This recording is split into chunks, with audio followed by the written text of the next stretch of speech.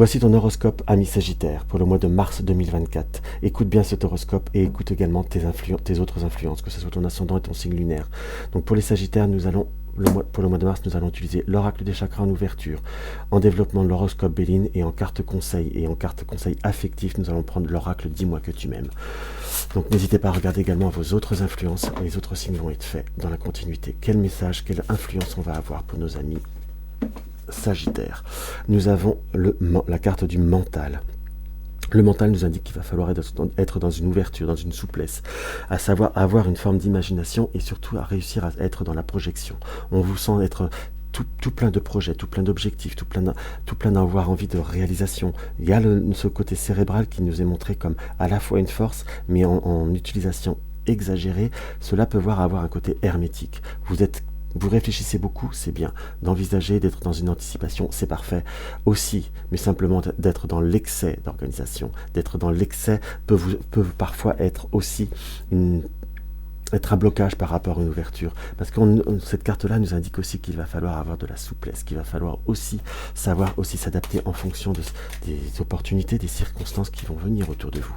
Qu'on soit bien d'accord. Donc on est vraiment sur une ouverture à proprement dite. On est des choses qui bougent, on est sur une forme de réalisation.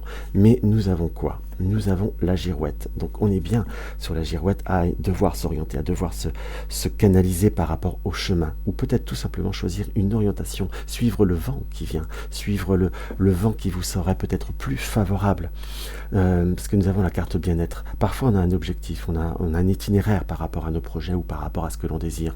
Mais parfois en suivant le vent, on a plutôt sur une notion où nous allons recevoir beaucoup plus d'ardeur, beaucoup plus de force que par rapport à des schémas qui puissent voir à être répétitifs. Et on montre qu'il faut avoir confiance en soi aussi, quelque part. Donc avoir confiance en soi pour vraiment réussir à surpasser, si je puis dire, les circonstances qui peuvent nous enchaîner.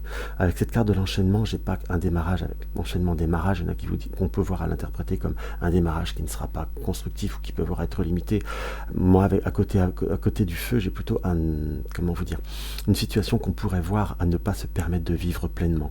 On a du renouveau, que ce soit sur l'affectif ou le domaine professionnel, on a quand même quelque chose qui peut voir à bouger, qui peut voir à se transformer, quelque chose qu'on a besoin de vivre, qu'on a envie, puisque j'ai la carte du temps qui est là, la carte du patrimoine aussi.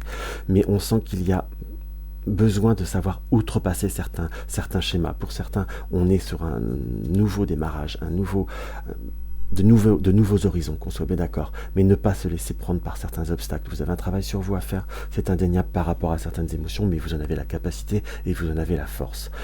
Pour le domaine professionnel, ami Sagittaire, on montre qu'il y a des petites problématiques sur ce mois de mars, où vous serez peut-être soit obligé de négocier ou de transiger autrement. Pour certains, vous avez envie de changement, c'est un changement que vous serez amené à négocier pour pouvoir, entre guillemets, partir, en quelque sorte, mais on a surtout voir à aborder les choses différemment.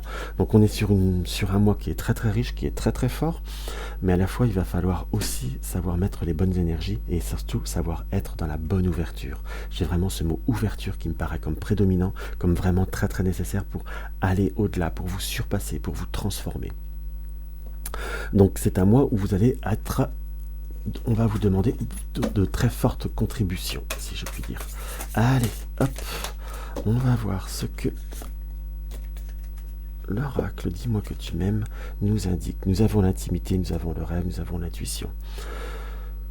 Donc je vous dirais savoir, très concrètement parlant, donner part à ses rêves, donner une réelle concrétisation à ses rêves.